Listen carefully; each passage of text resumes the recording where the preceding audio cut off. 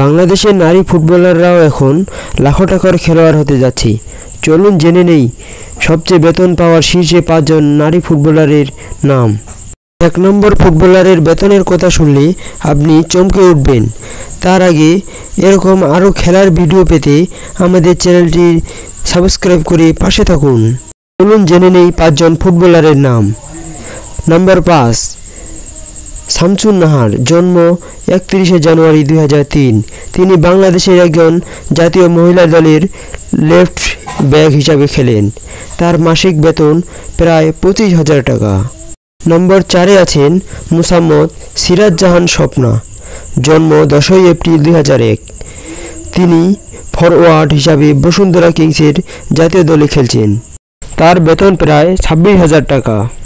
নম্বর 3-এ রয়েছেন গোলরক্ষক রূপরা চাকমা। তিনি 2022 এবং 2024 সালে AFC এশিয়ান চ্যাম্পিয়নশিপে সেরা গোলরক্ষক হয়েছেন। তার বেতন প্রায় 27,000 টাকা। দ্বিতীয় স্থানে রয়েছেন ঋতুপর্ণা চাকমা।